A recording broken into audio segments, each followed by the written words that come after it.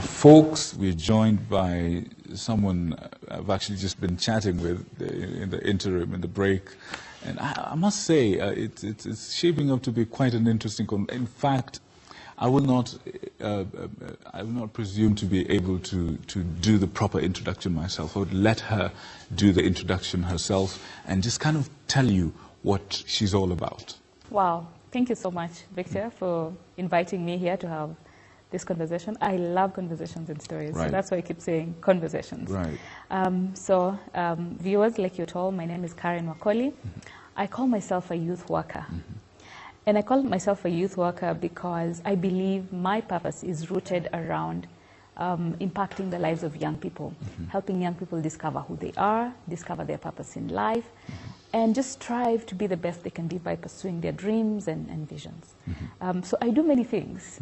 I do youth mentorship through Emerging Leaders Foundation, and then in the Committee for Citizen Participation in Security, I represent young people, just making sure the voice of young people is heard, but then that we actually have more young people in Kenya taking responsibility for their own security, for their own lives, and in shaping our national destiny. Yeah. Right. Yes. That's fantastic. In a nutshell. In a nutshell. Right, right. Tell us, what is it about the current situation that in the country? I believe we all do things for a reason. Yeah. So what did you observe in our society that spurred you to do what you do?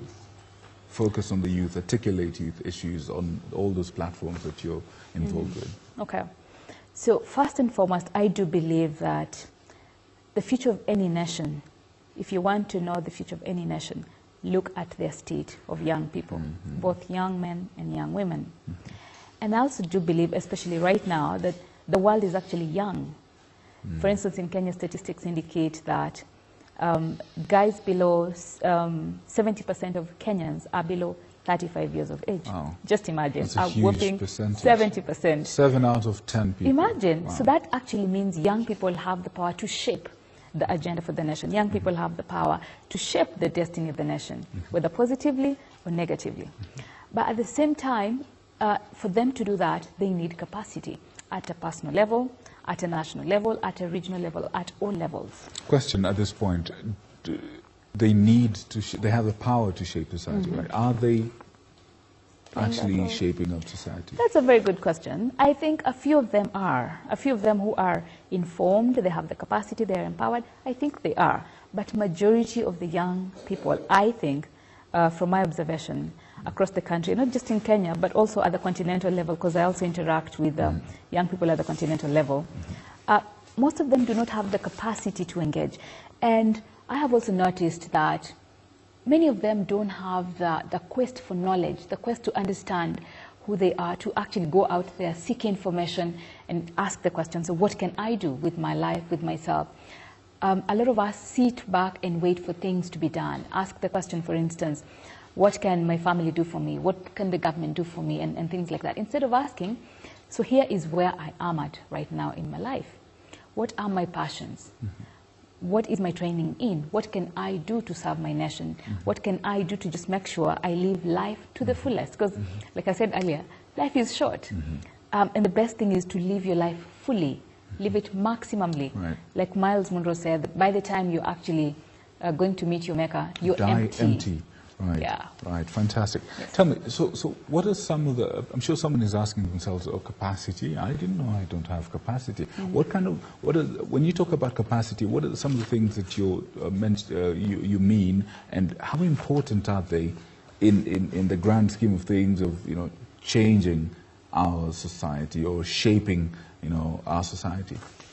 I think capacity is everything. It is everything. And to me, capacity entails having the skill, but also having the information. So now just talking, let's say, picking up from... Skill about what and information about what, for example? For instance, the Constitution of Kenya. Right. Are we informed about what the Constitution says about our nation, about our duties, about our rights, about our responsibilities? And if we are informed, do we have the capacity to engage, for instance, in devolution? Do we have the capacity to engage either on social media, broadcast media, print media, to make our voices heard as citizens, to hold leaders to account? Right now is an election year. It is quite sad, for instance, that IEBC has been looking for young people to register, the new voters. They were not able to meet the target. And they actually went to learning institutions and said, young people, come and register. That is a responsibility. It is actually entailed in the Constitution. But then if young people haven't read the Constitution to actually understand that it is my responsibility to register as a voter and then take part in elections by voting, by running for office, by electing people who are credible to leaders, then you see, it's a challenge. Right. But capacity also comes in, for instance, in terms of pursuing one's dreams. You could be having an interest in music or in broadcasting, like yourself, or in empowering young people, like myself. But if you do not have the capacity, let's say going to an institution to learn and sharpen your skills, then you can't be able to actually implement and bring your dream to fruition. Yes. But you know, a question comes up as you say that there are a lot of young people in situations or circumstances that may not necessarily lend themselves to these opportunities, like for example, opportunities to learn or to sharpen their skills, or even develop them, or even just straight out, you know, impart all these skills. You know, they may not be able to have access to education, for instance, or that education at that level. They may not have access to some of these things, you know, like the discussions or engagements on the Constitution, so that they may be themselves informed. How would you be able to speak to that situation, where some people, let's say, have a hunger for this sort of thing, but you know, they have the circumstances do not allow them access to this? Wow, that's a really good question. And I do believe that hunger is one thing. You can have the hunger to do something or for something. Do you know it's almost impossible to have a hunger and not be able to find a way out? Really? It's almost impossible, because the question, I think, is how badly do you want it? So let me give you an example. I told you earlier on, I grew up in the village, and we had challenges, let's say, accessing basic needs, education, and things like that. I knew I wanted to be a leader. I had a challenge, for instance, by the time I was joining University of Nairobi, I had a challenge communicating coherently in English or sustaining a conversation in English. But I wanted to be a leader. And some of my friends kept telling me, see, Caren, do not become a leader because you will expose your weakness. You can't communicate well in English. For a moment, I actually listened to that.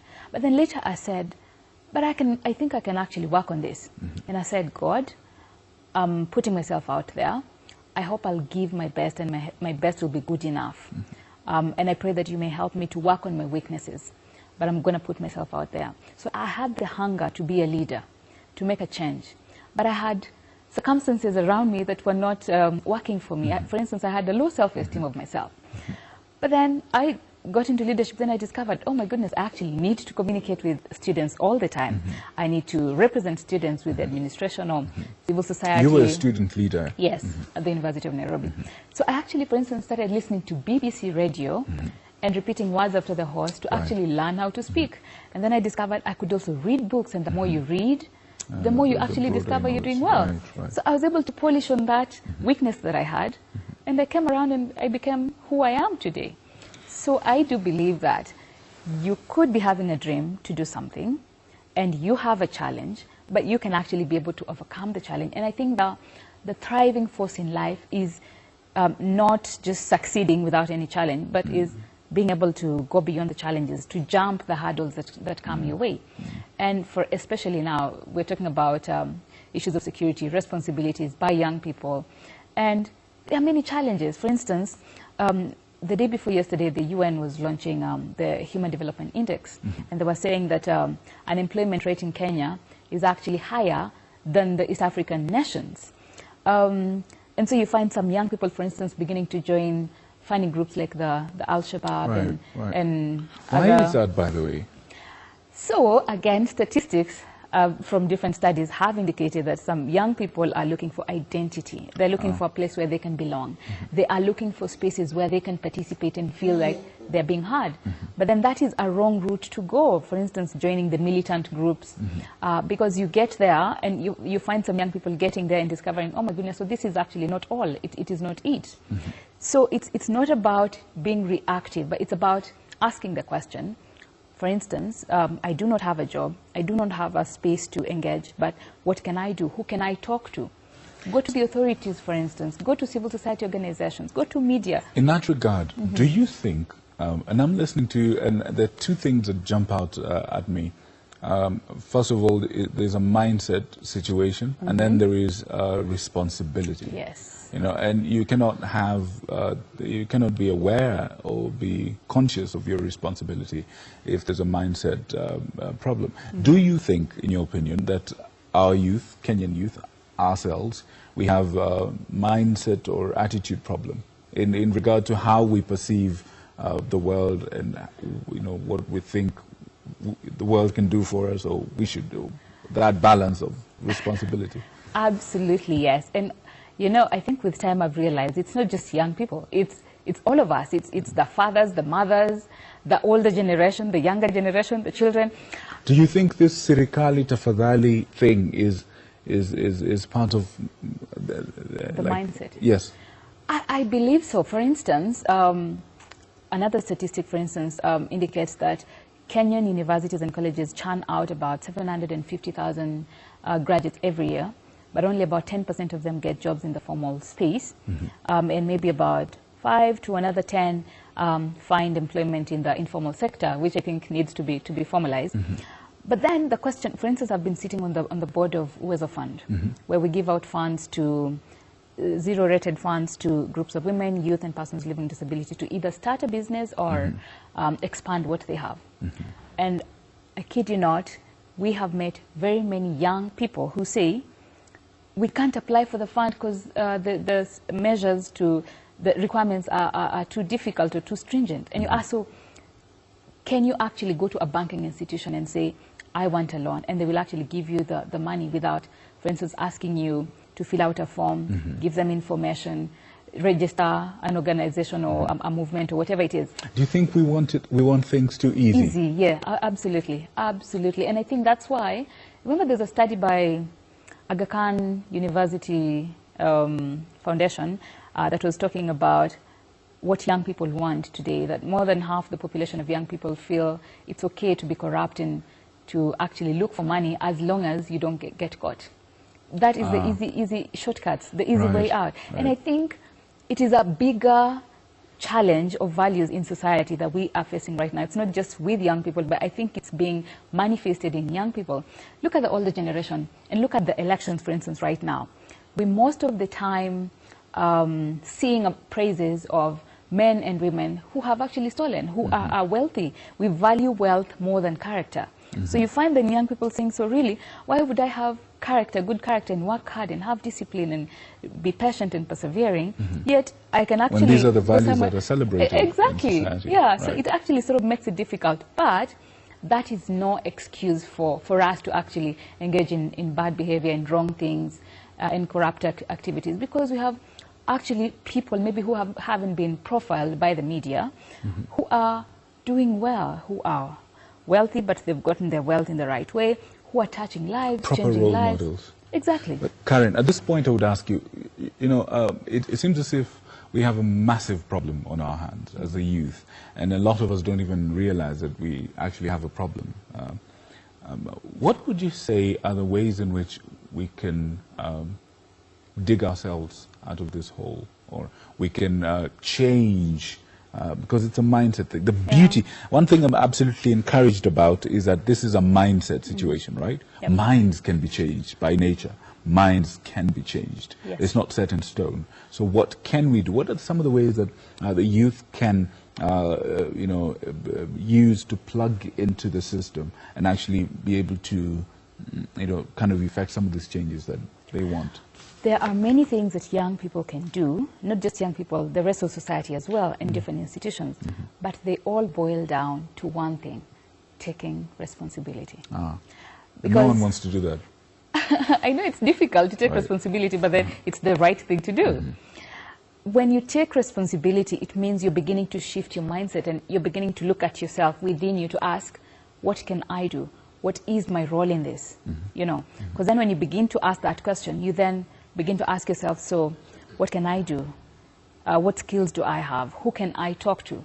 I think that is the starting point, that we actually need to take responsibility for our lives and for the state of affairs of our nation as it is. Leaders in government, in parliament, in the judiciary, in the different spaces need to take responsibility, but then majority of the population, the young people, also actually need to take responsibility and realize that we don't have any other nation. What are some of the things that young people are doing wrong, especially in kind of the whole political space or the security space? I understand you work very closely with the committee, and of course, popularly known as Nyumba Kumi, right? Yes. So what are some of the ways that we're doing wrong as a youth in regard to matters, politics and governance and security and like economic opportunities? What are some of the ways that we're doing wrong, things that we're doing wrong, and ways that we can make them right? I think one of the biggest challenges and ways of things we're doing wrong is sitting back and waiting for things to happen. Right. And that may not be like to be blamed on young people, maybe the older generation. But then someone needs to change the narrative. And I think we need to change the narrative ourselves. And as young people, people just sit back and say, let me wait, nitamaliza shule, gava itanipea job, or let me sit back, mambo ya security, ni mambo ya gava, policy and stuff like that, or let me sit back, my family, my mom, my dad. And I think that is such a lousy way of looking at life and of actually advancing your interest in life. It hasn't worked. So that's why I think it's actually high time that we actually woke up from slumber and realized we actually need to take action. We need to take responsibility and read the Constitution, know what the Constitution says, acquaint ourselves with the national values and begin to live out the values ourselves. For instance, issues about patriotism, national unity, cohesion, for instance. These are really key. And some people the other day were saying that the younger generation today is much more tribal than the older generation. Is it? I think so. So why should we actually pick up the bad old habits by the older generation? I think we need to set and chart a new way forward and say we're going to delink ourselves from tribalism, because it doesn't help. You'd find that maybe in your inner circle, you have people from other tribes. Here at KBC, for instance, you have workers and employees from other tribes. And if you go to, for instance, to a hospital to access medical care, you won't ask the doctor or a surgeon. You actually, it's a point of life and death. You won't ask what tribe are you. Exactly. Or for me, if I'm going to the salon and there's a lady or a gentleman who does a great job, I won't say, what is your tribe? So tribe really doesn't matter. Identity makes more sense when we embrace diversity. There's so much richness and wealth in diversity. Right. Yeah.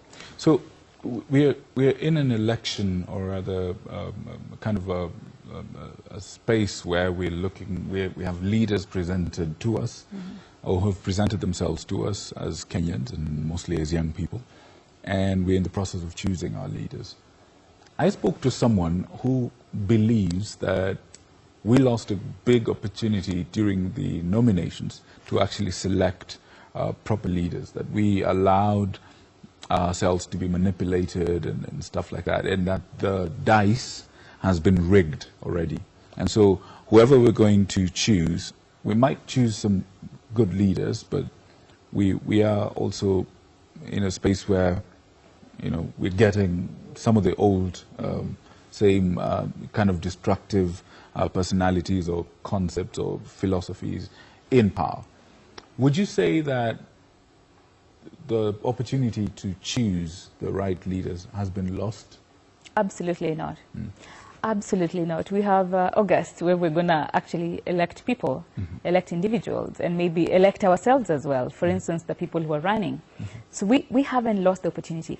We might appear to be losing it, especially with what's coming out from the party primaries. Right? Yeah, the different political parties. And of course, some of these results have been broadcasted live by the different media houses. And it's sad, but I think we have a chance to redeem ourselves and select the right people, people who are impeccable, people of character, and leaders actually who have a heart to serve, leaders who have the interest of people at heart. Because let me tell you something, I've come to realize that leadership is a matter of life and death.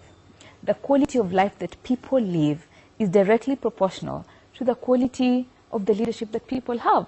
So we want a good life as Kenyans, as Africans, then we actually need to go the narrow path and select the right leaders, men and women who have the capacity to serve. Yes. Here's a situation. We vote people in, okay, and for 5 years we're essentially spectators. Yep. You know, what are some of the ways that we can actually make sure that we apply pressure or oversight or kind of just a keen eye and some degree of control on our leaders, the leaders that we actually put there? Because we don't want to sit back and be spectators for 5 years and only get an opportunity to make a change, you know, after 5 years, you know, after the cycle has been done. Some of these leaders actually do die in power. Yeah. Some of these leaders, within the 5 years that they've been in power, the elected leaders, of course, they effect so much damage that by the time we put someone in there, we change that person, I mean, the damage is just too much, you know. Some of the money that we've lost, quite honestly, cannot be recovered, you know, ever. You know, some of the opportunities that we've lost, some of the you know, collateral damage that we've suffered, quite simply cannot be recovered or, you know, restored. So, what are some of the ways that young people, and by extension Kenya, can make sure that step by step, all through the, you know, elective cycle, the 5 years, the legislative or you know, basically all the elective posts, what are some of the ways we can make sure that we keep these things, these people on the straight and narrow? Number one, hold the leaders to account. We cannot select individuals to represent us, for instance, in Parliament, and then let them just go and be, and we sit back and expect that, you know, things will go well and things will go well. How do we do that? Because for instance, sit in the CDF board, or the Constitution states that we need to have public participation sessions, budgeting for the different counties. Go sit in there, ask questions, read the documentation that comes to you. Go ask the leaders questions, the county governor, the Senate, all these individuals, the MCAs. Ask, for instance, what have you done? What is the budgetary allocation, for instance, for youth opportunities, for the roads, for schools, for healthcare, hospitals, and all that, and begin to ask questions. So how come we put more allocation towards, let's say, schools and not health, or roads and not this? It's only by being interested, getting interested, but getting interested from a point of information, that then we're actually able to make a change. So hold the leaders to account, but then also hold ourselves to account. We cannot expect leaders to be impeccable and do the right things when we ourselves are actually doing the wrong thing. And that's why I think people say that leaders are basically just a reflection of society. Yeah, so hold leaders to account. Be informed. Sit in those committees, the CDF, the PTAs for the schools, and the different boards that come up within the county and at the national level. Be interested. Sit there. Ask questions, go on social media, write, give your opinion, watch news, listen to what's happening around. People, funny thing, a lot of young people do not watch the news, which is ridiculous if you ask me. I mean, yeah, but you know, a lot how do of you times, expect to be informed? Sometimes the news is really negative. Right. Yeah, it's really depressing that by the time you're done watching the news, you're feeling deflated. Right. But then that is no excuse to not be informed. It is only out of being informed that then we're able to make a change for our own selves in life and for the nation at large. Let's talk security. You work very closely with the Nyumba Kumi initiative. You actually sit on the committee. I understand. What is the role of the youth, the young people, since you do indeed articulate youth issues? What is the role of young people in the sphere or the space of security? And, you know, with the background of the Nyumba Kumi initiative? Share information, hold leaders to account, use their social media spaces to actually articulate the right things in society. For instance, if you see some leaders or some politicians being negative and tribal and spreading hate speech, call them out through social media and other spaces that we are able to. There are many spaces and many avenues through which young people can actually take charge of their own lives and begin to engage in their own spaces in social media, mobile telephony, in our learning institutions, high schools, students' unions within universities, youth groups at the local level. So all these channels are actually there for young people to engage. So ask questions, be informed, hold leaders to account, hold ourselves to account as well. Profile the right people, not necessarily people who have money, like we talked earlier on, because money is really not a measure of quality of life. Money plays a facilitating role, but then the quality of life is measured by other things, like, for instance, like purpose. Are you touching people's lives? Are you impacting society beyond yourself? Because happiness in life comes not from serving ourselves, but from giving ourselves to others, to the service of other people. Right. Yeah. Caren, give us an example of your own life. You've had quite an exemplary life. You're a leader right now. You've had quite a significant bit of experience and all that. What are some of the lessons that you've learned along your journey that you wish to share with Kenyan people, young people who are watching us right now?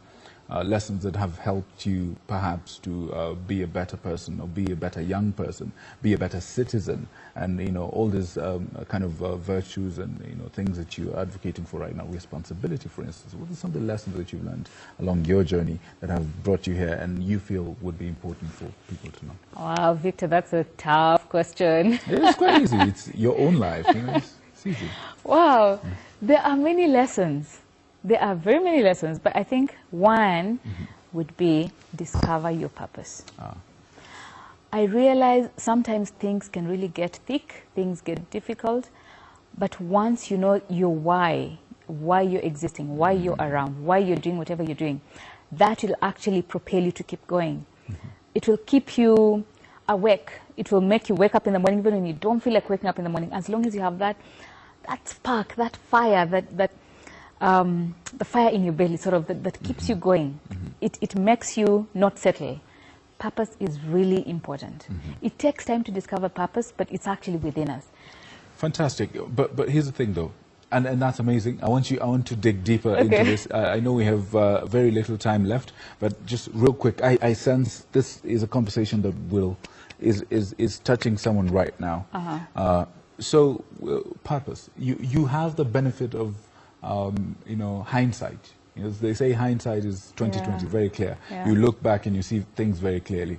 Looking back, what are some of the things or some of the ways that you engaged or used to discover your own purpose? What are some of the things that people can do to discover their own purpose, or to kind of verify if whatever path that they're on right now is the right one?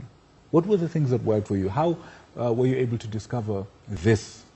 Because you were not always this articulate, you were not always this, plugged in. Yeah. Wow. So many things. One thing is discover your passion.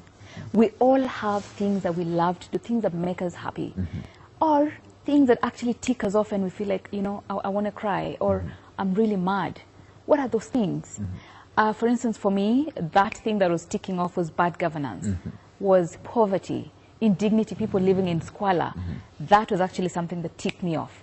And then I discovered, on the other hand, that I actually love to mentor young people. I love to grow leaders. I love to create spaces where leaders come together and sharpen each other. So that's why, for instance, I started Emerging Leaders Foundation. Right. There's an interesting book that I would like to recommend. I'm sure maybe you've read it. It's called Good to Great by Jim Collins. So he did a study of companies over a period of 15 years in the US, and discovered that some companies were performing well and they actually stayed at the top. Others that were at the top came down. Others were just stagnant there. Others remained poorly performing.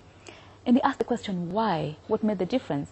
And it discovered it was actually the organizational culture, the values within that institution. And he said, for an institution or individuals to actually arise and stand out, they need to discover one thing. What is your one thing that, for instance, an organization, you mention that organization and people's minds specifically go to one thing. Right. Or you mention Victor and people connect your name to one thing. So what is your one thing? What is that one thing you love to do? And are you the best in the world at it? If you're Right. not, what can you do to become the best in the world at it? For instance, build your skills, get Right. mentors and all that. And then time comes when you actually get paid to do what you love to do. Right. And then in the process, sort of purpose begins to fit in. Or things that really vex you, things that annoy you, things that make you cry and make you angry. Let's say injustice in society and things like that. What is that thing? So what can you do about it? What skill do you have and expertise do you have or you can begin to build to actually serve that purpose? Yeah, so purpose is rooted in passion, what you love to do.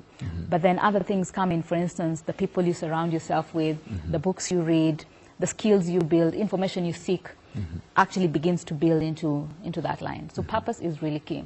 It gives you reason to keep going when all else is sort of working against you. But something else, one of the lessons I have also learned is taking personal responsibility is really key. Our lives begin to change when we take personal responsibility for our lives.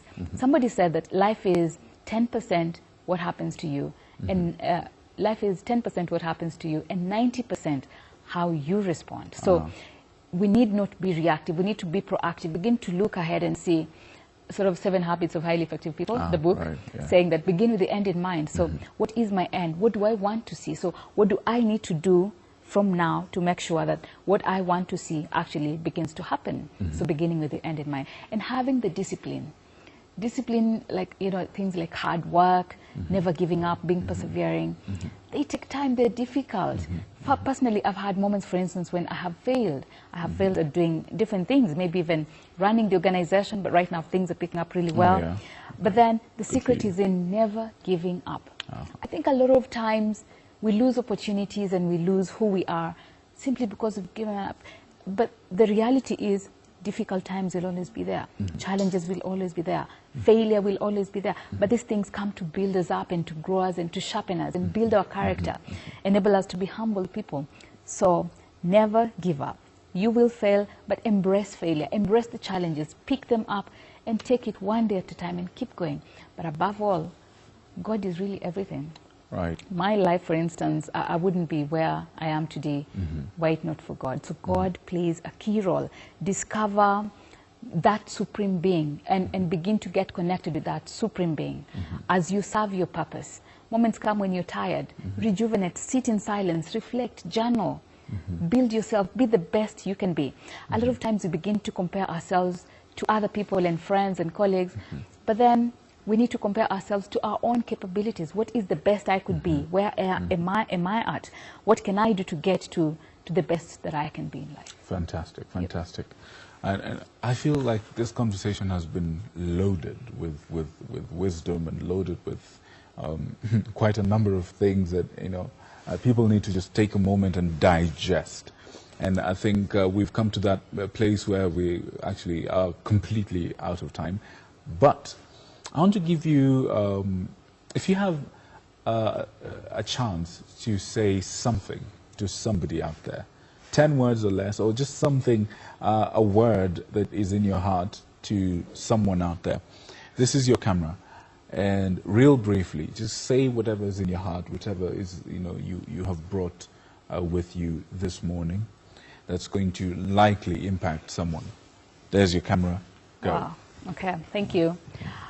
I would like to talk to you. You could be a father, a mother, a young person, a child, and maybe you're on the verge of giving up. I'd like to talk to you. Hold on. There's so much that is within you.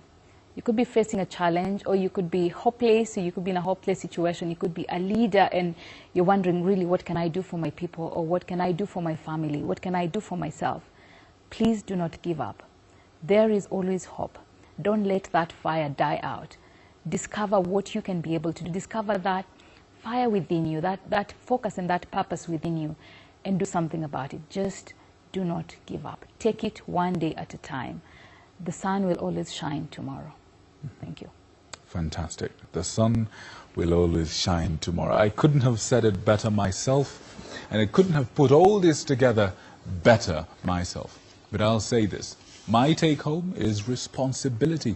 All these things that Caren is telling us about require responsibility. They require us to venture out and actually want to effect some of these changes and put in the work to make the change that we want to see in society. Right now, we shift gears away from these serious conversations, give you some, something light to mull over as you digest the bombshells that Caren has dropped into your mind and into your spirit. People like us, right away.